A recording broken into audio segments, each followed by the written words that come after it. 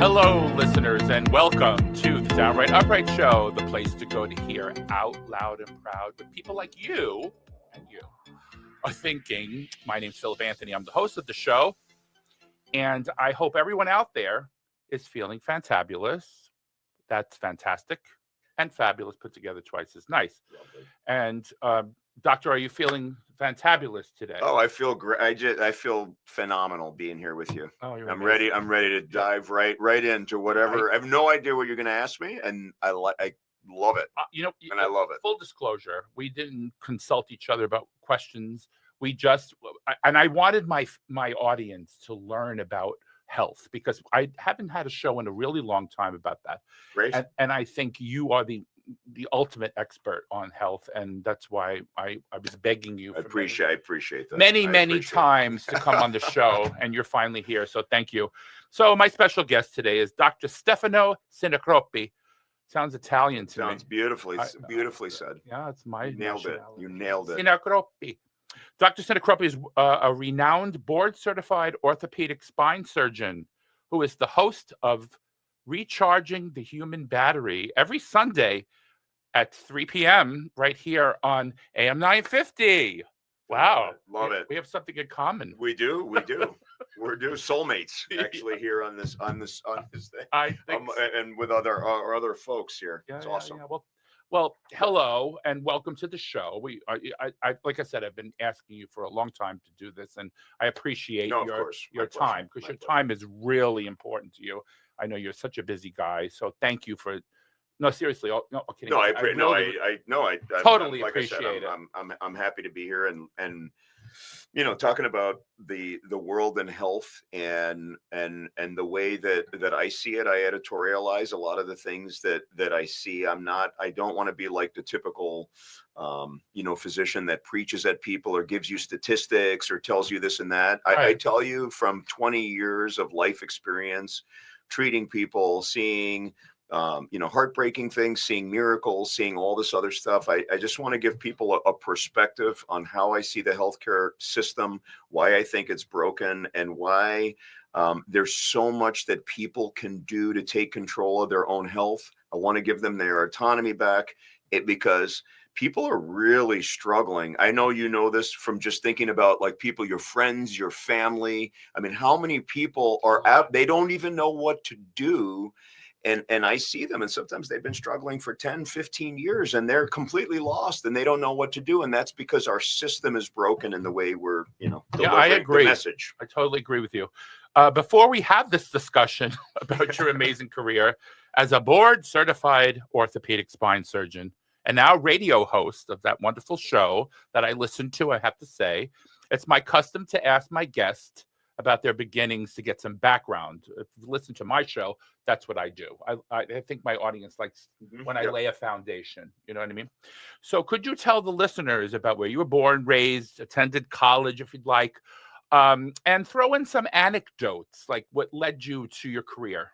That's great. I mean, I appreciate that. So my upbringing, which recently I've been talking a ton about because I'm in the middle of finishing my book, which is going to drop this summer, which I'm excited about. But the beginning, same thing. You have to set the foundation for why, people should say, well, he's kind of like me. He's got a background, and I think when they get to know us as physicians, it makes a huge impact. So I was born and raised in the Bronx, in New York.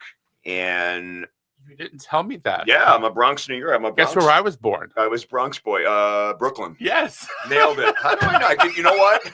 I swear I didn't know that, but my goodness, we're connected here. I can feel the Brooklyn from a mile away. I could talk like that if you want me to talk like that. But I'm just saying, in New York, even though it's funny, people say, "Oh, fine, it's just New York." It's not New York.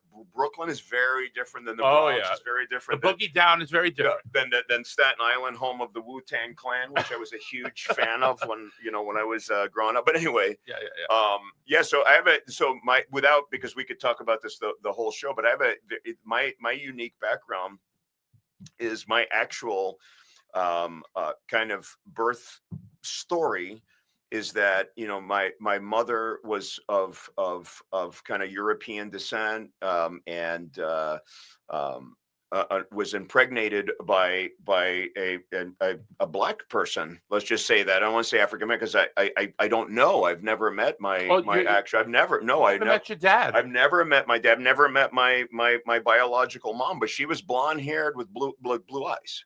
Which is, but I don't look like, but you know how the genes, sometimes certain genes, you know, whatever. But Do you have anyway, siblings? I don't. So you really don't know anything about him. No, I don't. No, Wow. no, I don't know anything. But here's the interesting story. The interesting story is that my biological mom, instead of going down the route of having an abortion, because in her community, there's no way that she could give birth to a black child, right? This is a person that's in an Italian kind of based community, and so they just can't. And so she was pregnant, and instead of, I would have never existed, right? This is why it's good. This is why I'm so passionate about people making that decision to adopt children and this and that, because otherwise I wouldn't even be here. So I'm really hoping to make that a big part of what I do in the future, and contributing at least my thoughts and my my whatever expertise I can contribute into that field. But anyway, so my mother came pregnant when she was showing. She moved down with my aunt and uncle in the Bronx, and her entire pregnancy she spent in the Bronx until I was born, and then she left and went back like nothing happened. Like nothing happened. So you were brought up by your aunt? No, I was actually brought up. No, my parents. So my aunt and uncle were she just happened to live there, but my parents that actually raised me, they were full Italian. Both emigrated from Italy. One through my dad through Canada, my mom directly to United States. But so anyway, I was born and raised. My first language. So I'll tell you a good story. I know we want to talk about health today, but this is interesting. Crazy. I didn't know this about you. Yeah. So that's I save it. I wanted to save it for if I tell you it's everything. A shock effect. That's shock. I don't know how shocking it is, but whatever. But the funny thing is that so my dad, my mom and dad have since passed. They were older, when they adopted. I'm 50 years old, so obviously they would have been. He passed in his 80s, so it's not like he didn't live a nice long life and that kind of stuff. But interestingly, my dad always taught this. It was pretty funny because they were all excited. So they see this woman, right, blonde hair, light eyes. And you're thinking, oh, I'm going to have a child, for them, like as a little bit like more like olive skinned Italians, they're probably like, oh, we're going to have this, maybe he's going to be blonde or something like that, blah, blah, blah. But it's funny because when they didn't know anything. So she gave birth, she leaves, and they turn over because all the paperwork had been done. This is how it works. And like in the adoption world, because they couldn't have kids. My dad had an infection in his testicles and had orchitis, so he could never have kids. And so this is the route they went. But anyway, when I was born, they went to pick me up at the crib, and they said, well, this is your baby. And he just looking, he's like, I'm just looking. I'm like, there's something different about the nose. There's something with the nose. I'm not sure exactly, but that wasn't the Roman nose that we were expecting, kind of looking at the mom. But you know what? It's just one of those things. It's like when you want to have that connection with a child, it's like it's still love at first sight.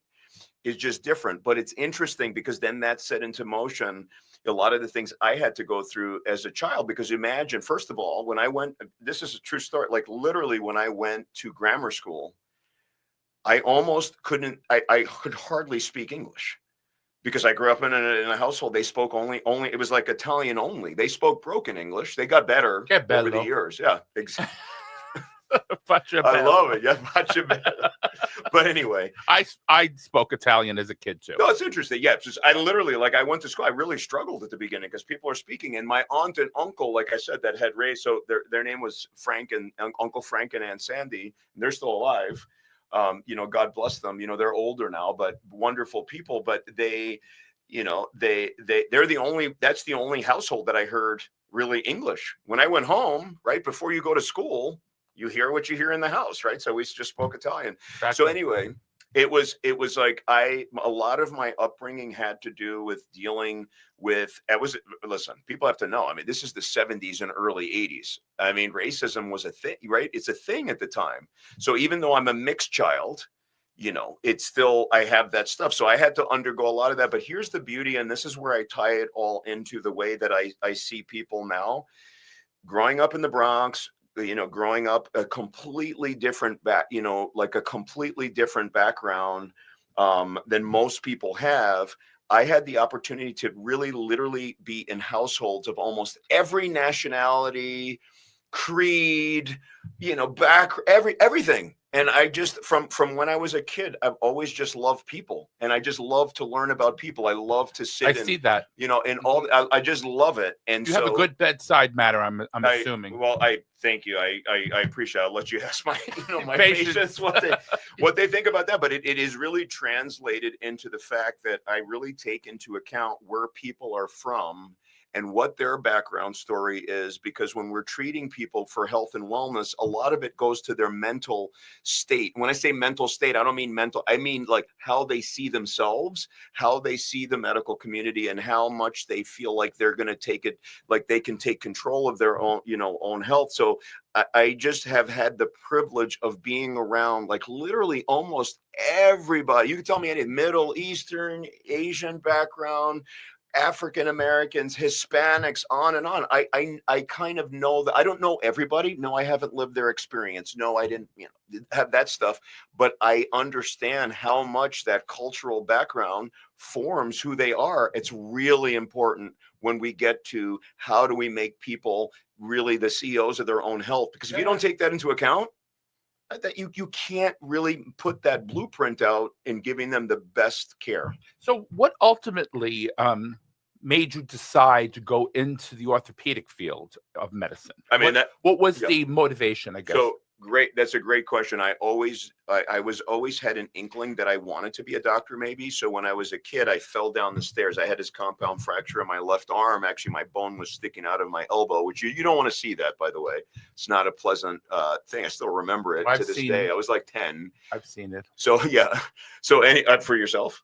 Well, I used to play paddleball and tennis in Brooklyn. Oh yeah. And my arm, I hyperextended my arm. Uh-huh. And it was just like this. Yeah. Until this miracle person who wasn't a doctor said, come here, and just pulled it out and put it back in the socket. And I was like, oh my God, it works. It's back. It's back. But anyway. So I've seen quite a few, gruesome sites. Yeah. So anyway, I'm looking down at this. So anyway, there's this amazing orthopedic surgeon. His name is Dr. Uriel Adar. I have no idea if he's still there, because he was already, I mean, just talk about, I was like 10 and the guy was probably already 60. So I'm assuming he's no longer with us, but his bedside manner, he loved what he was doing. He took care of me. I was afraid. I still remember the interactions. I remember meeting him when he came down to the emergency room. I also remember when he took the pins out of my thing. And I remember that shrieking noise that I felt like inside my body when those pins were coming out in the office. Weird. You remember that to this day. It was weird. But he had an amazing bedside manner. It's the first time I thought, wow, orthopedics is an interesting field. But then that doesn't mean I wanted to do that. Then eventually I was like, I love taking care of people. I love being around people. I've got to be a doctor. So I did that whole thing, got into med school, and then was interested in some other stuff. Like I really loved the head and neck, like ear, nose, and throat stuff.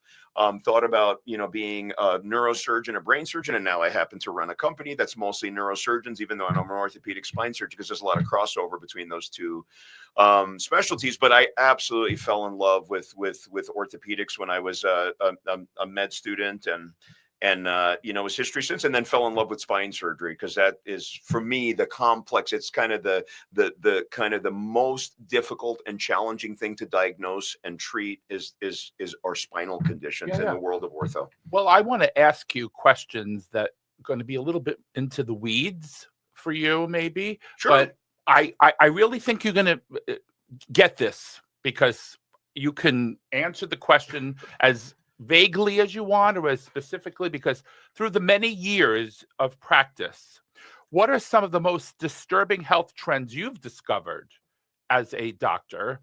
And in other words, what are some of the most common orthopedic anomalies or general anomalies that you've witnessed your patients become afflicted with? So some of the common things that the audience could learn from, and you can help them out. right? I think that the best way to tackle this, because I can go into things like, like fragility fractures, which are compression fractures, which are, I can get into all the, if we want to get into weeds and feel free, ask whatever follow-up questions. But I think we have 5 minutes. So. I think broadly speaking, I think what's really important is that over the course of my 20-year career, what I absolutely noticed is that people were getting sicker and sicker and needing more medication. So the rates of obesity, the rates of diabetes, the rates of people that have thyroid conditions, the rates of autoimmune disorders. I'm talking about patients that are my patients that I've been seeing over the course of now, 2 decades, sicker and sicker despite, seeking medical care. So in our country, we spend the most money per capita of any country in the world. $4.4 trillion is the healthcare system, mostly dedicated to taking care of people when they get sick. Our jobs, we've gone awry. Not enough preventative care. We need to, my job and the way we need to think about ourselves is, and of course, I'm a spine surgeon. Of course, I'm going to take care of you if you get into a car accident or you have the sequela. Right. However, our jobs in general as a community needs to go back to what it was designed for. I want you to hire me to keep you healthy, not to take care of you when you're sick. Yes, that goes along with the thing, but people are getting sicker and sicker. And so the general trend is that every single chronic disease is on the rise, despite us throwing money at it. Why? Because we're throwing money at the sick care part of it. So we're throwing money at drugs, procedures, all these other things that are designed when you then end up in the hospital and need this, very advanced care, not at how do we get to the root cause, of what your issue. I'll give you an example because as like my very deep expertise, bone fragility fractures, that's called osteoporotic compression fractures. I don't know if you've had any family members that have had fractures. It's usually people associated with little old ladies that just, they cough and they have 6 fractures in their back. Like a hip when they break their hip. They break their hip. Yeah, they fall. It's thing. devastating. Yeah. Wrist fractures, right? There's all these things. They're so common. Mm-hmm. Here's the interesting fact that Americans really need to know that are listening to the show. Here's the problem. The problem is we have more drugs. We have more classes of drugs. More people are on drugs now than ever to try to, attack osteoporosis, but yet the number of fractures is going up. So what does that tell you? We continually are skipping what are the root causes. So what are the root causes of fragility fractures? People are not active. What do people do? They sit all day. I should be more active. Yeah, people. Yeah, you need. Wait, my spouse is probably clapping. Yeah. Resist. Yeah, if you're listening out there, okay, get off the couch. Get off the couch. But seriously, not non-activity. So we know weight training or resistance, like through bands or weight training, is going to increase your bone density. Abnormally low vitamin D levels. Not enough protein intake. That's 1.2 grams per kilogram of weight. I mean, you need to get the appropriate amount of things. Then there's all kinds of other things, staying away from toxins and heavy metals. And then the big one, especially in women, especially in women that are, smaller stature, that are very, light skinned, Northern European, but everybody can get these things, including males. A lot of males, because of hormonal imbalances, are really getting a lot of these osteo, and they're on a lot of things like cortisone for other treatments, asthma or other conditions, autoimmune disease, and then they get these fragility fractures, but we're not screening.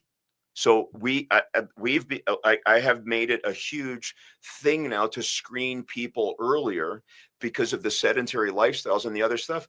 People they're walking around and their bone density and quality of their bones going down, down, down. They don't know about it. We're not screening appropriate. When we screen after they've had an event. Yeah. So anyway, just long story short. Well, you're going to give them the information how they can contact you. Or go to one of your clinics and get an evaluation. We'll do that either in the second segment or the third, but Wonderful. I will remind you. My name's Philip Anthony. This is the Downright Upright Show here on AM 950, the progressive voice of Minnesota. We'll be right back.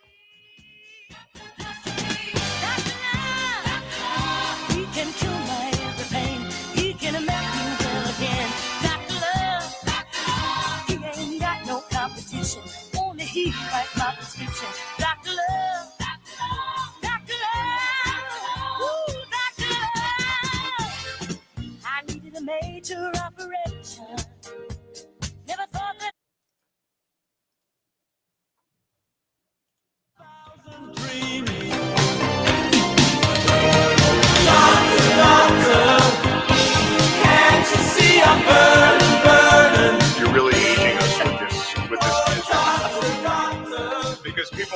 People that are younger, they're like, I've never heard that. I don't know what is this. Welcome back to the Downright Upright Show. My name is Philip Anthony, and I'm here with Dr. Sinicropi, who is an orthopedic surgeon. And he has a show also called Recharging the Human Battery. Yeah, right. What time is it again? Well, I think it's on Sundays at 3, but I just recorded it right before this one. It is Sundays at 3. Yes. You like that one? Like that song? I do like that song. Doctor. That definitely. Yeah. We're probably similar in age, but I'm older. But I know that. It's funny that doctor. Can't you see I'm burning? The truth is, I know you're going to ask me about the healthcare system. I mean, right now, the truth is that our health is burning.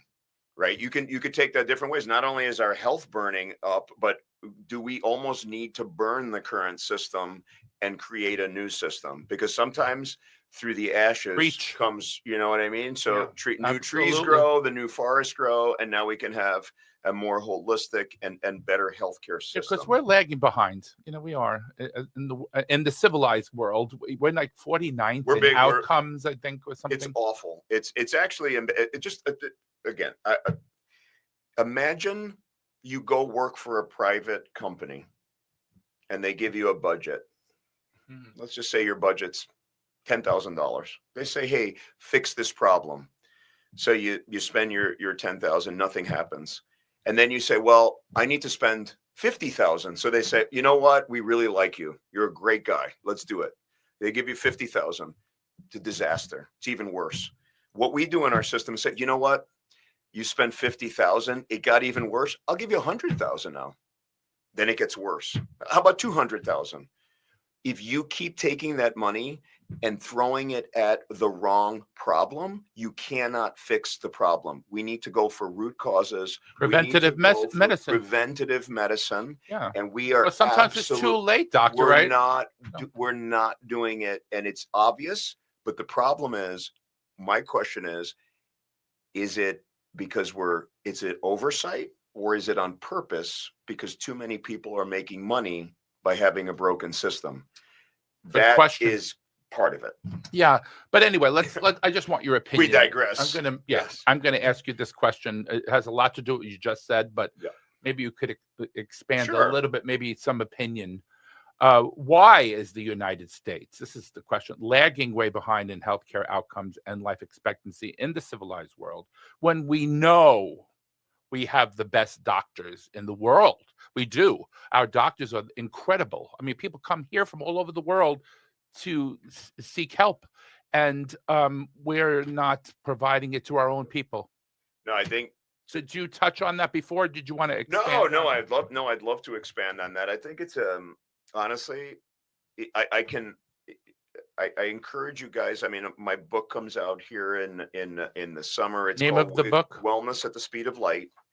And it's really musings of what I call myself a reform spine surgeon, because I'm traditionally trained. I went to Columbia University for medical school, trained there, trained with some of the, like, literally the foremost authorities in the world on a lot of these topics. But yet my own education was so lacking in some of these more holistic root cause. So here's this.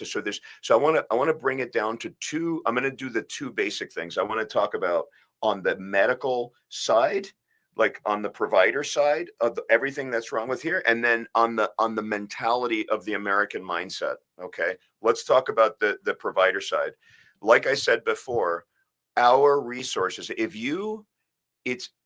If you have something really bad happen to you, if you have a rare disease, if you get into a horrendous car accident and are literally broken to pieces, our technologies and what we can do is it's almost unimaginable how far we've come in the last 100 years. The people would have been shocked who we can say, literally people that are, I mean, they're dead. I probably wouldn't be sitting here. No, people are dead, and we bring them cancer back. Absolutely. Diagnosis. Back in the day, you were gone pretty much. 100%. But here's where we're going wrong. Okay. Yes. If you think about it, so cancer is a great one to talk about. Yes. If you get a diagnosis of cancer or some horrible thing or some horrible accident, you're in the right place.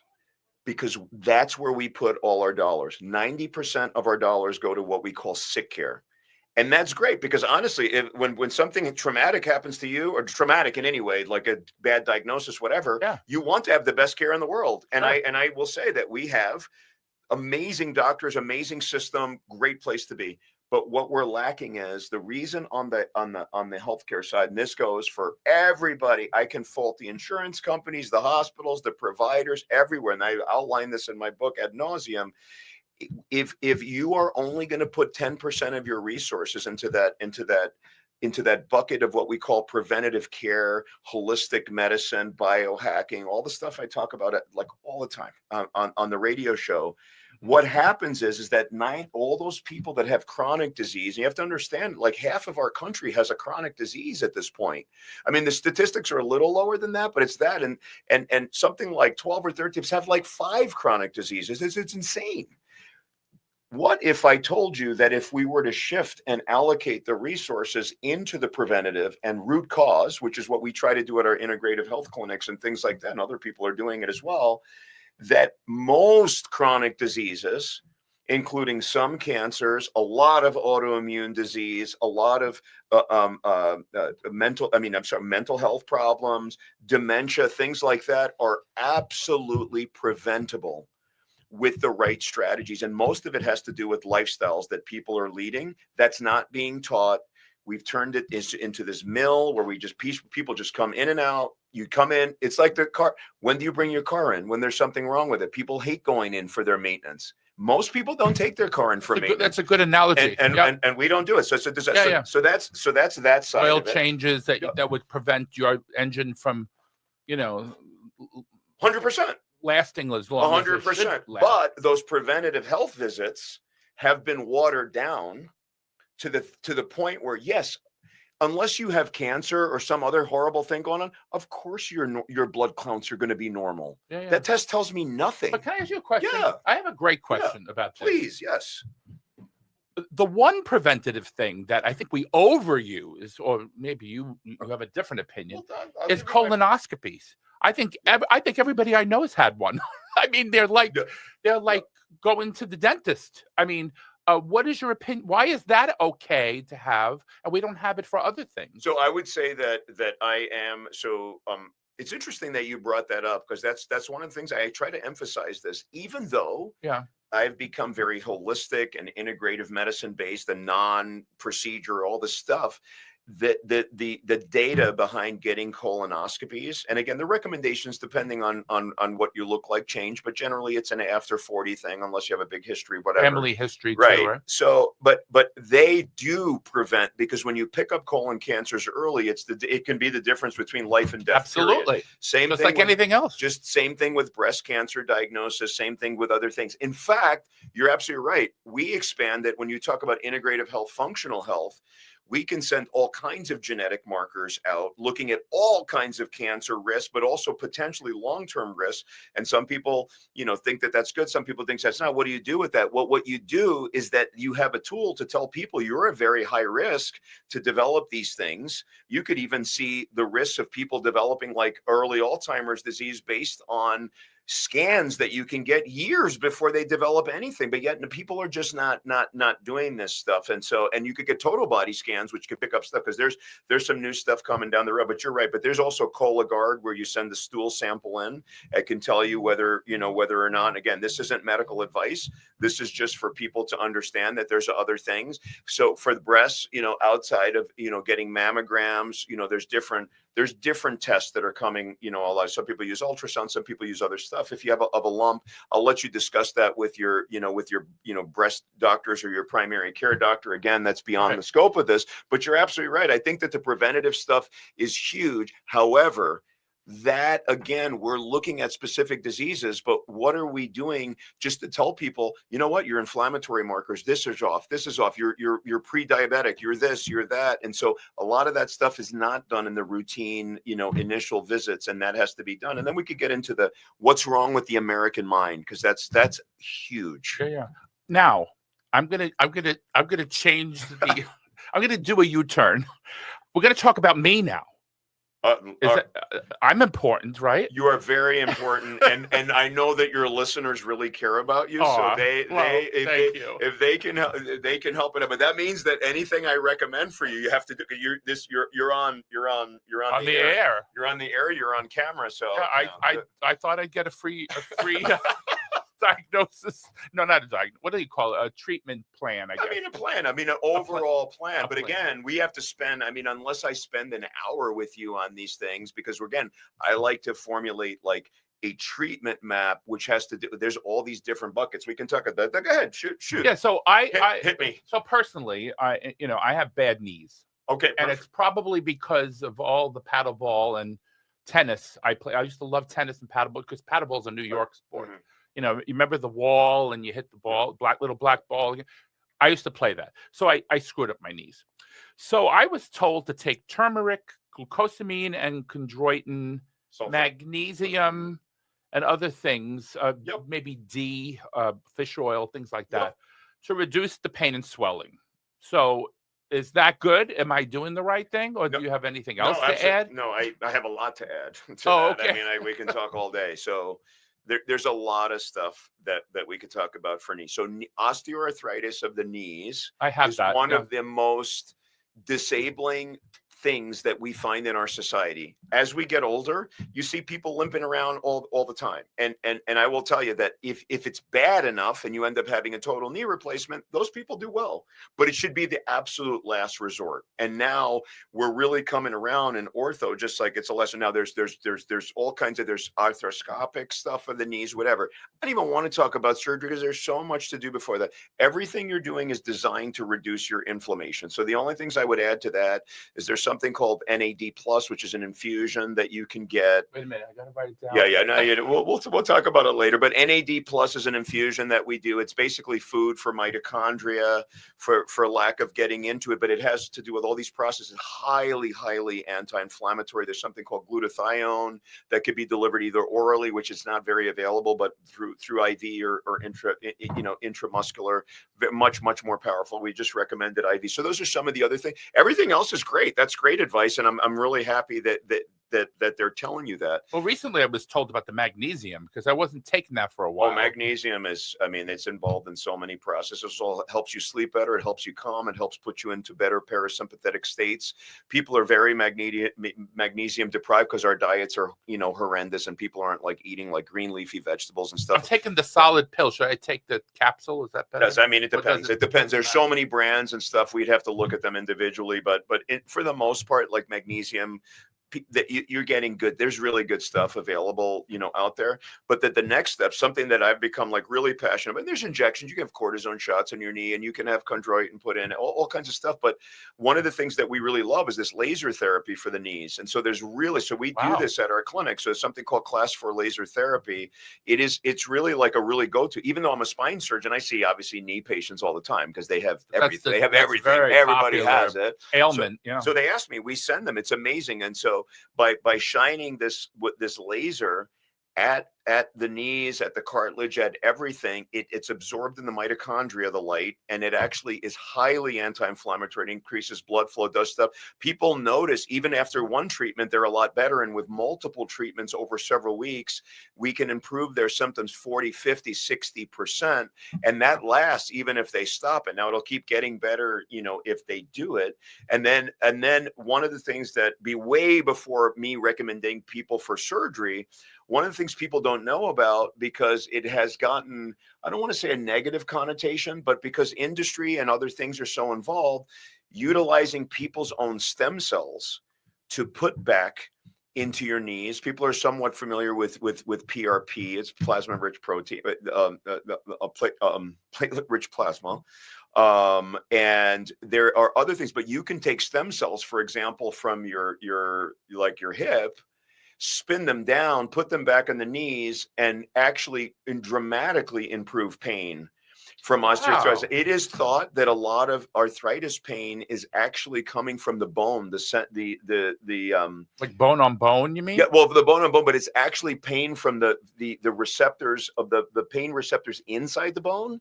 And so there's these injections that you can do into the bone with your own stem cells that can help to reconstitute some of the cartilage and do stuff. Now there is an expense, that those are not cheap options, but they might keep you out of surgery for a long period of time.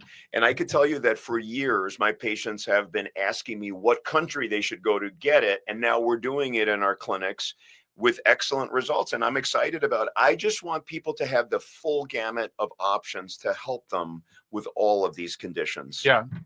Actually, I'm to piggyback on what you just said. Since I started taking turmeric, chondroitin, glucosamine, magnesium, all these pills, fish oil, my knee doesn't hurt as much as it did before, because I was walking and I would feel that constant Yes. ache, like it was driving me up a wall, And now it's sporadic, and I think that's because has something to do with arthritis. Yeah, your Because I'm not your exactly a inflammation's spring down. chicken like you. Yeah, Yeah. But anyway, I'm gonna move on to something else that Sure. I just learned about you that you do, and I want to know what it is, because I really want to learn. This is a learning experience for me. Believe me when I tell you, because I'm a layperson. I'm not a doctor like you. So, what is red light therapy, and is it effective? Oh yeah, so it's interesting because I just mentioned the laser therapy. So laser therapy is a very powerful form of red light therapy. But let's talk about So when we talk about red light, we do red light therapy and green light therapy in our clinics. Those are really the ones that There's really. another color Oh yeah, too? green is amazing. We could talk about green for an hour, but Okay. so what the light therapies are? There's a lot of misconception out there in the market. So you can buy home panels and things like that. So the more powerful they are, the more we can actually reduce your inflammation and modulate things. The way that the light works is it's absorbed in your cells, and specifically in something called your mitochondria. The mitochondria, the powerhouse of the cells. A lot of people listening to this, they remember this loosely, probably from when they went to grammar school. Yeah, I remember it as But- what your mother, the cell your mother. Well, mitochondria, you get gives well, you, you yeah. can get mitochondrial diseases from like the maternal, but all that we all have. It's the engines of every cell. So cells have a lot of mitochondria, and without them, if your mitochondria stop working right now, they produce something called ATP. They're the gasoline of the cell. If I just told all your mitochondria to stop right now, you literally would just drop dead. Like you would just keel, you'd be done. It would just stop. So those Don't do that. So for whatever reason, and people ask me this all the time, and I'm like, well, unfortunately, I can't go back millions of years when whatever.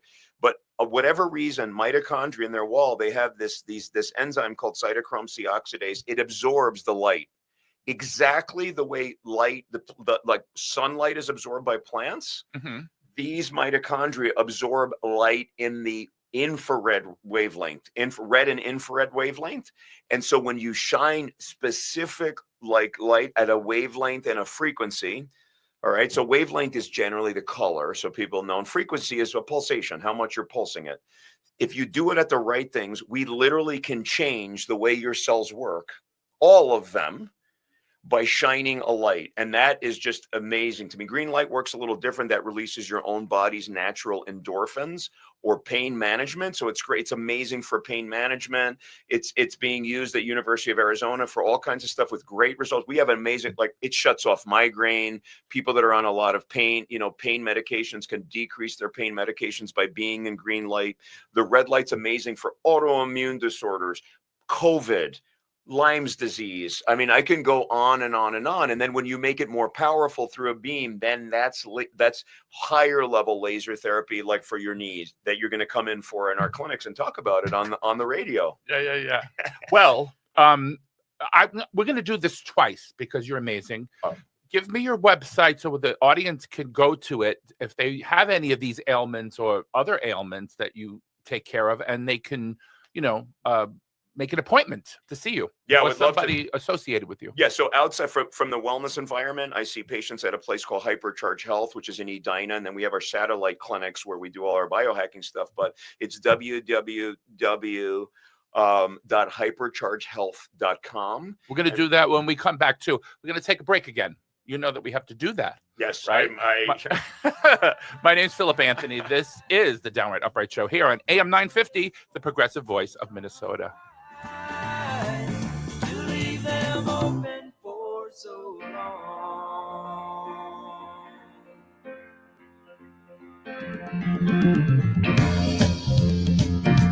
'Cause I have wandered through this world as each moment.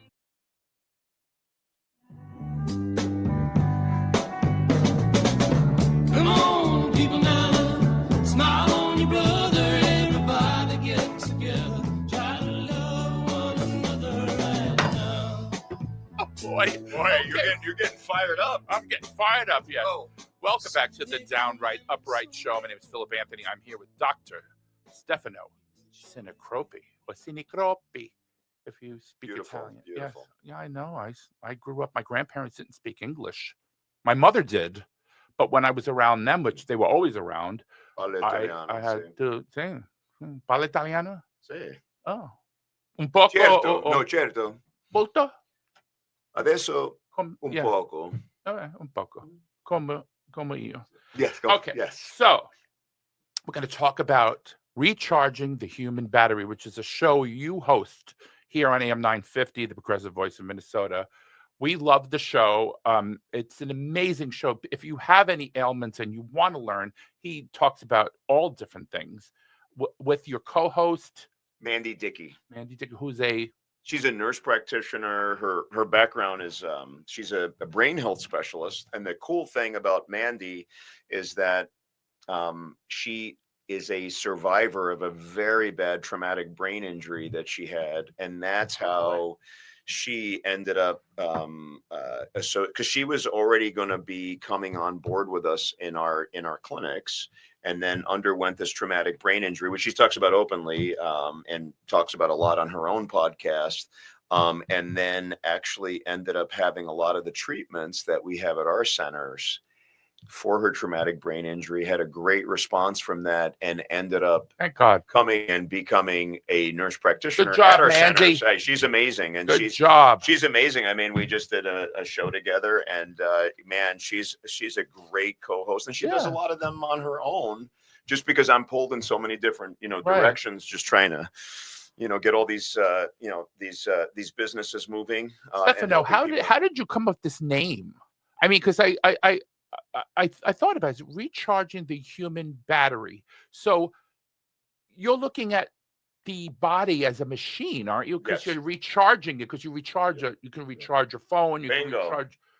So what made you come up with that title? I mean, just funny because you just stole the. Did I steal the thunder? You absolutely did. So this is how it goes, right? Yeah. From a lot of I just try to distill everything down into things that people just can understand, just regular people, and they're like, oh, okay. So we just have all these sayings and stuff that I tell people because I want to connect with them. So I love recharging the human battery because the truth is, I see people all the time that are they're not well. They're in the dumps, from their mental health. They don't feel well. They have bad relationships. They're suffering from chronic disease. They're spinning around. People are really hurting. And a lot of that is because they are running on empty. I mean, they're not well. And so you're absolutely right. And that you just stole my thing, because that's the commercial that we're planning on doing. No, just think about it. Everything we do, what happens when you don't have your charger for your phone? You freak out. It dies. Just like we freak out. We're like, oh my God, if I don't have, right? You recharge your phone, you recharge your laptop, you recharge your if you have an EV, you recharge that. Everything is about charging this. We got chargers everywhere, right? But we don't recharge ourselves. And a lot of people don't know how to recharge themselves. And frankly, a lot of people that are treating the people that are not feeling well don't know how they get recharged. So one of our, taglines is recharging the human battery. That's amazing. It's very important. But I want to pick up on something that you said that I find really interesting. So when people are circling the drain mentally, I use that expression because that's the only way I could describe it. You have mental health services at your clinic? Is that so? So we have a mental health counselor. That's amazing. That I didn't know that. Started. We don't have a psychiatrist, but we get started with a licensed professional that can talk to people about their issues and how. So, for example, when they see us at the health clinic, we need to make sure that at least they have a plan and strategy for their mental health, because if we, even though we have this biohacking stuff, I mentioned the green light and the laser therapy, that's all going to help, without question. It's going to help. But if you don't fix the brain, the way it's thinking, I don't want to say the brain, almost the spirit, like the way we see things, like what we do, it's a multifactorial approach. And again, we really have to come up with a comprehensive strategy, including physical, nutrition, mental health, spiritual, whatever. Not, a lot of people are not, I'm not talking about religion. I'm talking about spiritual. I'm talking a deep connection, whether it's with your fellow man, with the earth, with yourself. I mean, people are so disconnected, and we're just, like my podcast called Wellness at the Speed of Light. We're moving at the speed of light, and it's destroying us, right? We're scrolling on TikTok and Twitter all day. We're angry, negative news stories. Then you turn on the news, something's burning. There's fires in LA. There's wars. There's this. Who can be well? You can't be well until you take the time. I mean, I wish I could tune out, but I have a show and I have to learn what's going on. But so what's the mission of your show? Like, what would be the ideal goal that you would like to reach? That's a great question. Without giving you some fancy, this is our mission. I want people to listen in, to really understand that there's so much available for their own toolbox that they can put in there and absolutely make a massive impact and difference in their own lives. Wow. And the tagline that we use all the time, that my good friend Margaret coined, and I've used it. I use it in my book now, but I always. So if I get a tagline from you, I will always give you credit for it. But it's being the CEO of your own health. People are not the CEOs. Do you use that? That's good. Constantly. I love it. That's all we say. And it's a big part of my book. I say it in my book, like it must 20 times at least, but absolutely. You have to be the CEO of your own health. It's up to people. People can, I'm telling you, even no matter how bad, obviously if you have something that is terminal, that there's some things we can't do, but the vast majority of things, if you get the right care and treatment, but mostly are in it and you feel like you're empowered to be the CEO of your own health, lives can change dramatically for the better. And I couldn't be more excited about this mission. I love it. Can you briefly talk about some of the guests that you plan on having or had that stick out in your brain right now? Oh my God, I've had so many guests. I mean, I've had like Dr. David Barron, who was the Olympic team psychiatrist. Oh wow, really? I had him on the show, and we talked a lot about PTSD in athletes, but we talked about in general how important it is for lifestyle management to improve our psychiatric health. And he's a guy fix your lifestyle before we put you on SSRIs and all these other medicines that can have that frankly have a lot of side effects. I've had some of the leading people in the world. I had Dr. David Katz, who's one of the leading doctors in the country. He's always on TV, he's on CNN and ABC and all this stuff, talking about, again, lifestyle. My favorite guests have absolutely been people, Jonathan Fisher, who wrote the book Just One Heart, about how your heart can get so much healed from your lifestyle, but also meditation and yoga and breath work. So a lot of these guests have really, they've changed my life. I love talking to people. Well, tune in. I love talking to people about these things. They've both been on my podcast. I'm hoping to bring some of them too on the radio show as well. But people can tune into the podcast, which I've been doing now for a long time, Wellness at the Speed of Light, and we've had amazing people on the show. And recharging the human battery every Sunday at 3. Sunday at 3. Okay, so you have a minute left. Well, less than a minute. Could you just tell us something that you want, if you had to leave this show with one idea you want to put out there in the ether, what would it be? One idea: if you're suffering from a chronic illness, chronic pain, anything, what I want you to do is stop everything you're doing, sit down and think about what is your personal strategy and what are you going to do about it to improve your health, and then find the right people to help guide you on that journey. Hire the right person to help you to become your best self. That's what I Thank want to you, get out. Stefano. You're amazing. Don't forget, we want you to go to listen to Recharging the Human Battery every Sunday at 3 p.m. And you also have a website. Yep, www.hyperchargehealth.com. Yes, thank you. Can I shake your hand? Of course, You're amazing. of course. You're you can. amazing. Thank you all for tuning into the Downright Upright Show every Saturday at 5. I'm forgetting my time. And we're going to wave goodbye. And thank you for tuning in. See you next Bye, time. everybody. Bye, See you everyone. next time. Bye.